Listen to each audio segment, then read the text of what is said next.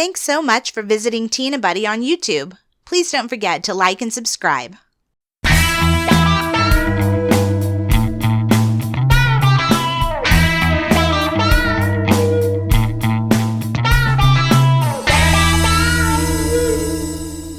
Hello and welcome to the Tea and a Butty podcast. I'm Dominic. And I'm Erica. Today we're going to be talking about listed buildings. But Dominic, what is a listed building? Well, I'll tell you right now. No, really, what's a listed building? Do you want to know? Does anyone know what a listed building is? We'll wait. Raise your hand. Raise your hand. If you know what a listed building. No, we don't have listed buildings in America. I mean, genuinely. I actually didn't. That's something I didn't do research on. If you have them over here or not. I just did the whole... Well, we don't call them listed. Okay, well, just explain what... I mean, surely you have some sort of, like, preservation... Protection. Protective status. Yeah. But listed buildings in the UK, a listed building, and it can be a listed structure too. Meaning what? So, like... it can be a signpost, it can be a telephone box, it can be a road sign. Like Stonehenge, though. It's not a building. Yes, it's not a building, but it's a structure. Yeah, you know, it's a structure that they're not going to knock down anytime soon. You know, significant interest in it. Yeah. A listed building or a listed structure is one that has been placed on one of the statutory lists maintained by Historic England in England, the Historic Environment Scotland in Scotland, Cadw in Wales. Cadw. Which is spelt CADW. And Northern Ireland Environment Agency in Northern Ireland. So they're responsible for if someone wants to say, hey, I live in a building that should be listed. Yeah. How do I go about it? And almost anything can be listed.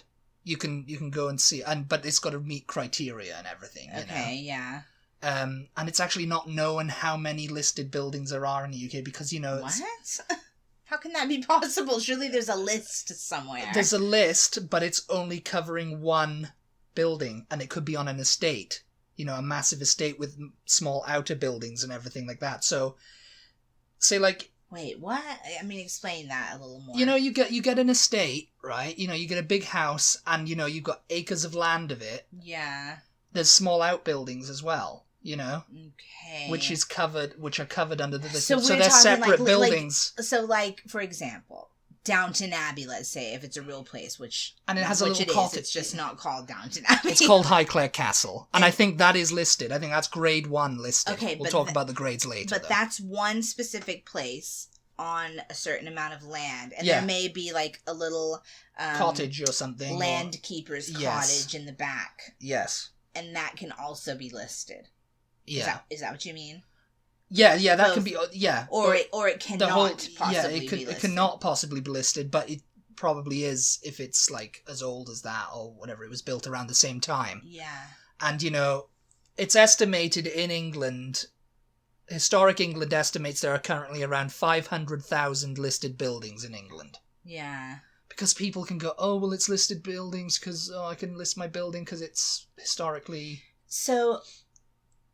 Does every listed building or structure or whatever have a blue plaque?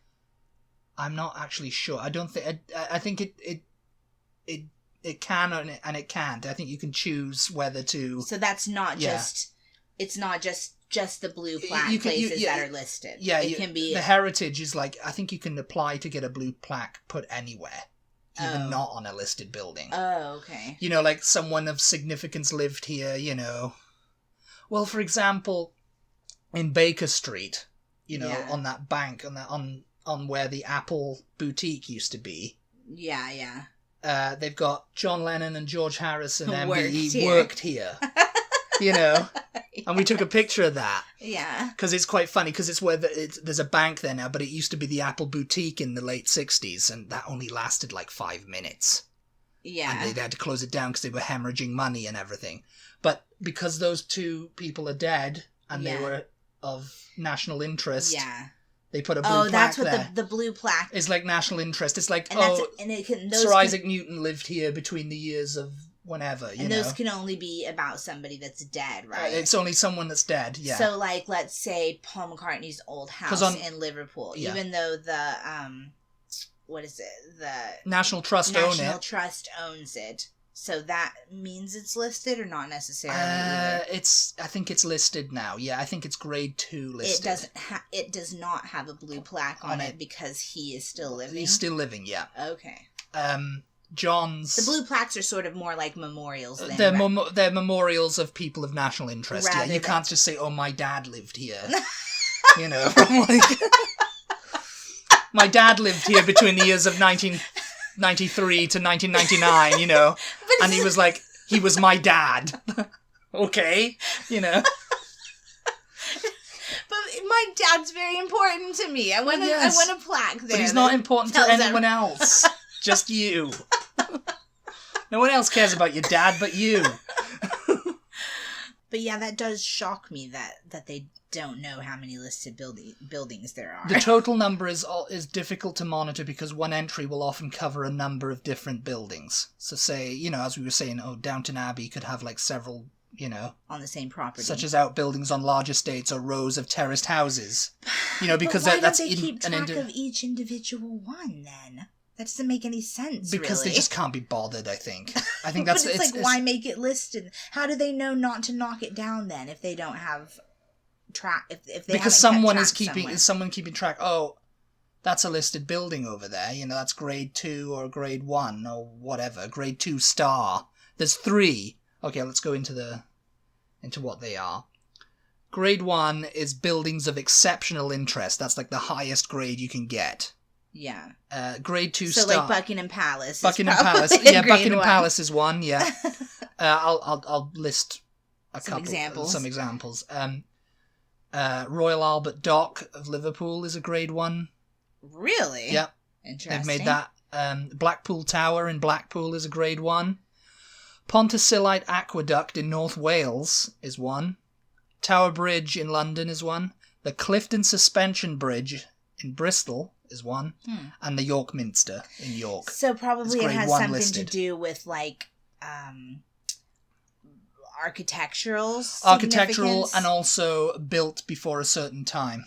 Okay. It's like that's you don't know the specific criteria for it to make it a grade 1.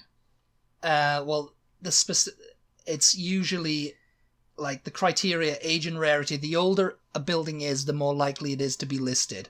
All buildings erected before 1700 that contain a significant proportion of their original fabric, which is like stonework, interior, whatever, will be listed. It's like, automatically. I wonder, that would be an interesting, like, maybe it's as a separate podcast. I would like to find out and talk about how many buildings in Britain there actually are from before 1700, because in my head before I traveled to Britain, everything was everything was built before 1700. We all lived in houses that were built during the Middle Ages. Everything was like, Middle Ages, thatched roofing, you know, all of that kind of stuff. And really, obviously, it's Renaissance was just something that happened. We didn't bother updating or getting on. It's like, you know, it's like that stereotype about Britain. It's like, oh, everything over there is old. Yeah. And it's like, it's older than over here, but yet sometimes. Yeah, sometimes, you know? But not necessarily. I mean, on the East Coast, in the Northeast, you have buildings that are from the same period as some Britain, which you know that's true, you know. You have quite a lot, actually. And you know, I'd imagine that a lot of Boston is quite old, unless they decided to pull it down or whatever, you know. But in Britain, I mean, we went through World War II. I mean, we went through World War I, but World War II did a lot of damage. You know, in London, the Great Fire of London in the 1600s pretty much wiped everything out because it was made of wood. Yeah. Yes. And then they were just like, oh, well, we better start using stone now. And then, boom, that was bombed by a bomb, you know, whatever, you know. And, and you know, but there's still stuff that's quite old there, you know. I mean, for me, I don't want to say it was disappointing, but it was disappointing.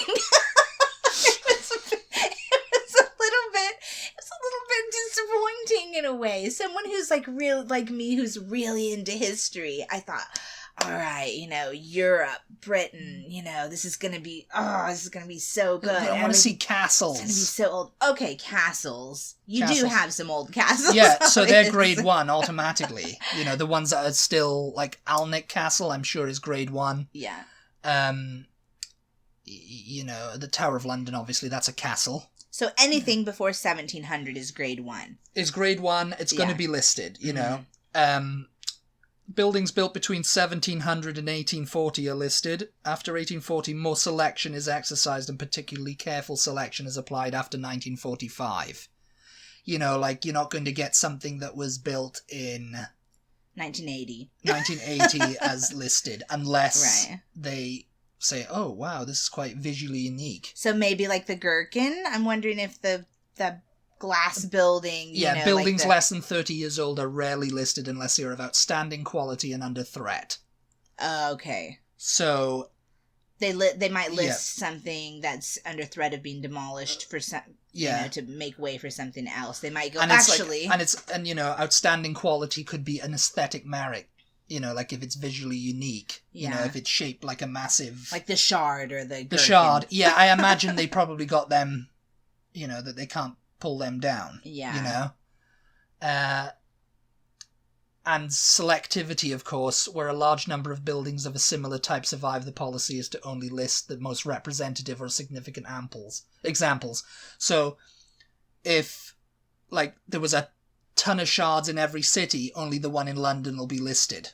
Yeah. If they built a shard in Birmingham or Liverpool or something like that, it's like the shard in London. They're not going to list them because it's like, we've already got one in London that's listed. We've already got one of those. That one's staying, that one can be pulled down whenever you want, Oh my God. But yeah, grade 2 star is particularly important buildings of more than special interest. Like? So, Battersea Power Station in London. Really? Yeah. Okay. The Liverpool Metropolitan Cathedral particularly important buildings. Yeah. Yeah. Okay. So this is all very subjective, though. It's subjective, but enough people have gone, oh, yeah. Yeah, oh, don't take that down. The Middlesbrough Transporter Bridge in Middlesbrough, which you've seen on the 3rd series of Off We to St. Pat, they took it down and built it in Arizona, kind of like what they did with the London Bridge. That's a Middlesbrough Transporter Bridge. It's like this big, massive structure which carries cars across the river. Mm-hmm. And it's like, oh, that's pretty cool. It's a pretty cool feat of engineering, Yeah. Cleveland Bridge in Bath, Rise Hall in Rise, Yorkshire, and St John's Jerusalem in Sutton at Hone in Kent. So really distinguishing between the grade 1 and grade 2, I mean... This is grade 2 star, so this is even more important than grade 2. Okay, but distinguishing doesn't really make any difference, right? It doesn't, no. Except for maybe to whoever owns... The special interest, so yeah. Maybe it just makes a difference to whoever owns that property. For value purposes, maybe, if they wanted to sell or something? They wanted to sell, or they wanted, tourism. I think it's like a tourist kind of thing. For example, the Middlesbrough Transporter Bridge. What else has Middlesbrough got? You know? Oh, poor Middlesbrough. I mean, Chris Rea. That's the only other tourism. Driving home for Christmas, Chris Rea was from Middlesbrough. That's the only other thing they've got. That and the Transporter Bridge. A shout out no Peter St. Pat. Yeah. Grade 2 buildings.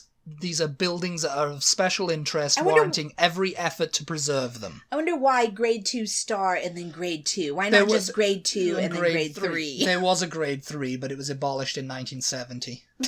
Okay. No one knows why. Oh my God, I love Britain. They're so ridiculous. Why have they done that? Oh no. Anyway, grade 2 buildings include Abbey Road Studios in London. Okay. Yeah. The Adelphi Hotel in Liverpool. I stayed there. The BT Tower, which was formerly the Post Office Tower in London. You've seen that. big tower, you know, it's like... Yeah. Bromhill Pool in Ipswich. The Birmingham Back-to-Backs in Birmingham, which Bromhill Pool, like, meaning it... It's a swimming pool, but it's like, it looks like a fancy Art Deco one, I think. Oh, yeah? Huh. The Birmingham Back-to-Backs, which are row houses, terraced houses, which share a backyard courtyard, which were like Peaky Blinders era. Yeah. And, you know, for poor people who Yeah. lived in Birmingham at that time, you know, they were built and they shared a courtyard in the back and kids played out there and then went back into their houses. Yeah. It's like those are probably the only ones of those type still around in Birmingham because everything else was just razed to the ground, you know? Yeah. Probably bombed during the war too. Yeah. And Cerberton railway station in London, which I looked up Cerberton railway station and it looks like it was built in the 1960s. Oh. It looks very like 1960s architecture-ish. Yeah. Like what they thought, like, oh, the future, you know, the 1950s. I'm not really sure when it was built, but yeah, it's grade 2 for whatever reason. And these, just to reiterate, these are by no means the only ones that are in each of these categories. No. These are just examples. Yeah. There's tons of them. There's over 500,000 in England alone. Yeah. And then you got Wales. I mean, castles and churches, they have their own sort of like rating system. I think it's grade A, B, and C, but they're sort of the same thing. You know? Okay, yeah. Basically, if because they were knocking down churches in England in the 60s all the time. Yeah. We're just demolishing this church to put up a high rise, to you put know. up a pub. And then I thought you were people gonna say. well, put up a pub. Yeah, they could build a pub there. Yeah, I mean, they could theoretically do whatever, you know. Yeah. But yeah, they were knocking down those churches and they were knocking down stuff, and then like Church of England, I guess, formed its own historical society. So we must preserve these churches. They were built in the 1800s, and you know, they're wonderful pieces of architecture and everything. You know, so I guess that's the same sort of thing. You know, and historical England just covers everywhere else, like, you know, the castles and everything. I mean, Victorian architecture is really absolutely gorgeous. It makes me wonder, though, like talking about churches, because churches in Britain are seeing such a rapid decline in churchgoers. What are these churches that are listed buildings? What are they going to be? Because a listed building, they're going to be Airbnbs, aren't they? Well, no, I was going to at some point. No, but you haven't mentioned, but you can't alter listed buildings. No, can you? Yeah, I was just going to get to that. Have you talked about that yet? Listing is not a preservation order preventing change. It does not freeze a building in time. It's like if you buy that... I thought it did. No. It simply means that listed building consent must be applied for in order to make any changes to that building which might affect its special interest, which means they could write back and say, oh, I want to put a bathroom in Buckingham Palace. Yeah. Or I want to put I want to build an extension onto it. Yeah. Can we do it? You know, and they might find back, oh yeah, that's fine. Or most of the time they'll probably say, nah, you're not going to do that. We don't want to affect the way it looks. Yeah, because people will be able to see that and they'll moan about it, so no. Yeah. It's too much, you know? So it's not a preservation order. You can apply for a permit, but it's up to Historic England or, you know, these other organisations whether they'll allow it. You know? Yeah. And most of the time they won't. Well, a lot of the time, I mean, like with something like a church, for example, though. Yeah. It seems like they would have to allow some sort of changes to be made to make it an Airbnb or to make it a pub or you know. Yeah, well, interior-wise, yeah, because, I mean, Savile Row... Yeah, I wanted to talk about that. 3 Savile Row, where the Beatles had their Apple headquarters, and that's on a Taylor Row, which is, I think, most of the buildings on that row are listed. Yeah, maybe grade 2. Well, Savile Row is very well known across the world, isn't it, as being like the epicenter of tailoring. Yeah, it's like, oh, my tailor at Savile Row, being the epitome of of class and distinction, and oh yes, you know, tailors, and yeah, you know, suits are all cut there. And yeah, and so for you guys who are unaware, who are not maybe as Beatle crazy as Dominic and I, the Beatles had their Apple headquarters was there on Savile Row, and of course it no longer was Apple then after... Oh, they moved out of the building in like 1973 or It's something. where they did the rooftop concert. Their final live performance, Yeah. which I think is what kind of gave it a grade 2 listing anyway. I think maybe it was covered, because I think it was covered anyway because it's like it was built at the same time as everything else in Savile Row, and so it was given that kind of, it's like a big, huge townhouse, basically. Yeah. I think 3 or 4 floors, maybe 5. Yeah, I'm not sure, because there's a basement, too. There's a basement, that's right, yeah. That's where their studio was as well. That's where they filmed a lot of Let It Be.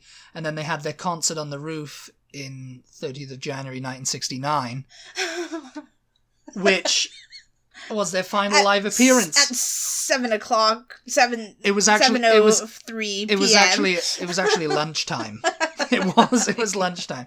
It's like and so they had it up there, and then they split up, and then Apple moved out of there in like 1972 or 73, and it remained kind of derelict. No one went in there for forever. Yeah. And I don't know who bought it, then someone bought it, and then it went to Abercrombie and Fitch, who turned it into an Abercrombie Kids. Yeah. And of course people were like, oh, because there was so many people wanting to buy it. Well, the Taylors and turn it into some Beatles museum. Well, no.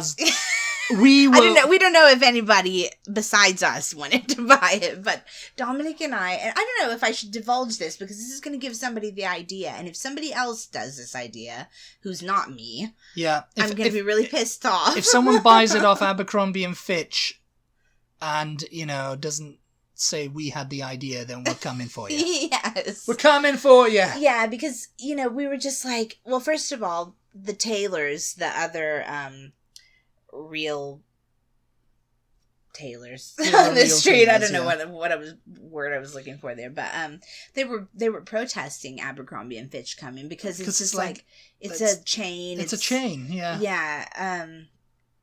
And there's an association, like a homeowners association. There's a tailors association, which pretty much owns all of Savile Row. And they're just like, oh, and that's why it was derelict for so long, I think, because nobody could buy it, and because I think they didn't even want the Beatles there. They're individually owned. They're bespoke. They're very like high end places, and then they're gonna tack a freaking Abercrombie and Fitch down the whole corner of the street. It's just like, I could understand them going, no, we don't want tourists in this area, which, I mean, there were already Beatles tourists coming to visit, but... Because when we visited there, there's a photo of you, we'll probably put it up on Instagram at some point. The door was, like, boarded up, and everything was boarded up. It wasn't Abercrombie then. No. They hadn't bought it at that time. It was just derelict.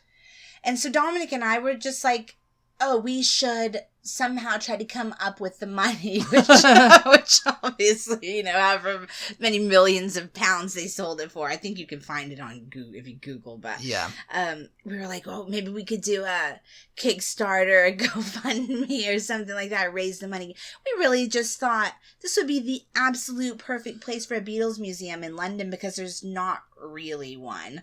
There is one, but it's next to the Sherlock Holmes Museum on Baker Street. It's not a museum.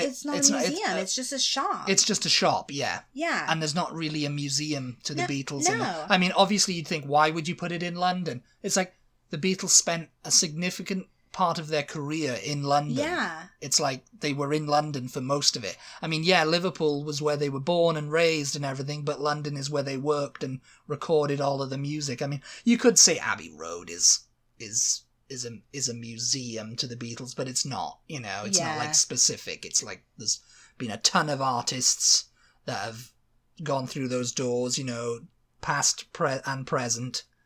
And it's like they just happen to be the most famous because they walked across the Abbey Road. Oh, and Abbey Road thing, that's That's grade 2. Abbey Road Crossing. Yeah, the Abbey Road thing. Pelican Cross. Yeah, I can't remember what you call it. Crosswalk. Yeah, I mean, that's why I'm like thing, because it's like Pelican Crossing or Crosswalk. Yeah. That's also part of the grade 2 listing. Pelican Crossing? Zebra Crossing. Zebra Crossing, yeah, they call it Pelican, zebra, whatever, same thing. Well, we do call it both. Anyway. They're interchangeable. Anyway, we wanted to get the building. We wanted to turn it into a Beatles museum. Have a little recording space. Down in the studio. Hire some people to do rooftop concerts every once in a while. You could have done the rooftop concerts. It was going to be absolutely perfect. But no, Abercrombie. No, Savile Row would have gone mental. If we done rooftop concerts, they would have gone mental. It would not have infringed on their business in the way that Abercrombie. Well, has Abercrombie really infringed on their business? Not really, no. No, I wouldn't think so. I mean, I don't think, yeah. But anyway, I think part of the thing, once Abercrombie got a hold of the building, then they were going, okay, well, you can't make any changes. Well, they can't make any changes to the facade of it anyway. Yeah, because they did. They knocked through, I think, because they own that whole corner around the corner as well. They knocked through to it. Have you seen the pictures of the? Yeah, it's like almost a whole like kind of block going around the corner direction. Well, it's a huge store. Because people go in there now just because it's like, oh, this is where they that's cool, because you couldn't used to go in there. You could only see it from the outside. Yeah. And I mean, you can't go up to the roof, I don't think, but I think they've got plaques in there now, like little gold brass plaques. Sort of the Beatles owned this building, or they worked here, John Lennon and George Harrison worked here. I think I've heard somewhere they sell like Abercrombie and Fitch brand Beatles. Yes. They've got like a little Beatles section in there. Yeah. But it's like, that's tacky. It's like, it's totally not what we were gonna do. We were just gonna sell Beatles approved merchandise. But anyway, yeah. Yeah, I think I mean that's basically what a listed building is. But that's interesting because, I definitely thought that there was a preservation order. Like, I thought you could not make changes to listed buildings at all. It's kind of, I mean, you can't without permission. Yeah. And you rarely get the permission. Right. Is what it boils down to at the end of the day, Yeah. But yes. I think that's about it for this topic, yeah. I think that's about it for this topic, yeah, because I mean, well, I just want to do kind of a little PSA. Oh. Regarding the beginning of this podcast, where we sort of were making fun of scripted shows, people who do scripted podcasts. People who not making script fun. Ours. We make notes. We make notes and we refer to them and we just kind of read out passages sometimes. I mean, you can definitely not call what we do a script. But there are scripted people out there. Yeah, and I don't want to say that we were making fun of them, but I just want to make clear or sort of invite you guys to give us your feedback on the way we podcast. I know we're not the most professional podcast. Like, obviously, you guys. One day we will be, though. One day we'll be so professional. You guys are not. You'll turn off. You guys are not tuning in to like get NPR style broadcasts from us. This is Terry Gross from NPR. This is Fresh Air. The whole point of our show is just a chat. We want to chat with you guys. Yeah, we want to chat, and we want, if you're listening in, you can be like, blah, blah, blah, you can say something, but we unfortunately can't hear you. we were going to have guests on here. We may not respond, but... we're going to have guests on at some point, I think. Maybe, yeah, it's a bit... We used to have guests on our old podcast. Yeah. But yeah, I mean... Nowadays, we just kind of have the time to just sit down and talk, and then I'll edit, and then, get it out to you, But the whole point of this is just for us to have a chat. We just want to chat about things that we would normally chat about. We just had one of our followers on Instagram was messaging with us back and forth, and she was just saying, I like how you guys, it's the perfect length for like a lunch break or 30 minutes, because we used to do an hour. But that we had music in our old podcast too. which we can't really do. We can't really do now because, copyright.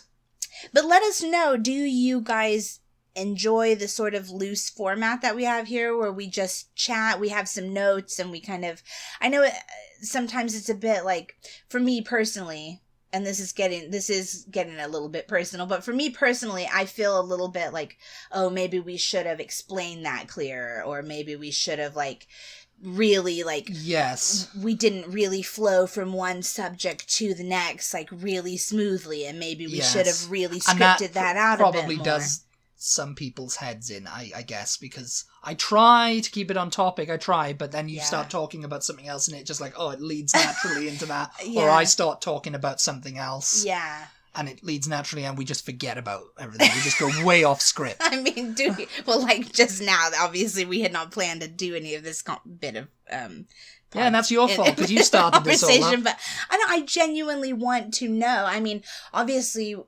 we want to talk about things that you guys are interested in, but we also want to talk in a way that you guys want to hear us. You know, do you prefer it to be more scripted? Like, would you like us to say, well, Dominic, tell me now about listed buildings. And he says, Erica, it is not currently known how many listed buildings there are in the UK. You know, it's just like...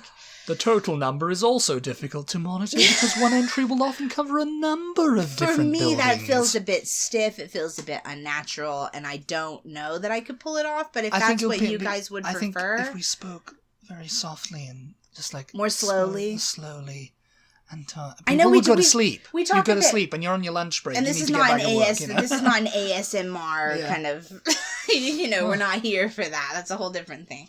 I don't know. I just wanted to put it out there and let you guys tell us what you want. I prefer the more loose format, even though it can get a bit sloppy. I think we pull it together nicely, though. We don't completely go off topic. We don't, you know, like we're not talking about oranges or apples or something like that. They're just going, oh yeah, like we start talking about dinosaurs. Yeah. That's our next podcast topic, actually. Dinosaurs. And where were they in the UK? So let us know. We like to hear from you anyway. Yes. Send us a message and let's talk. Let us know. Let's chat. Give us some feedback. Thank you so much, as always, for listening. We really appreciate you tuning in and supporting our podcast. Without you guys, we wouldn't make these podcasts. So, yeah. We appreciate that. We probably would. And, well, we'd be sitting around talking like this anyway, whether you'd be recording or not, I'm not sure, but... Thanks. Thanks a lot. Thanks a lot, everybody. We'll see you next time. Talk to you next time. Bye-bye. Bye.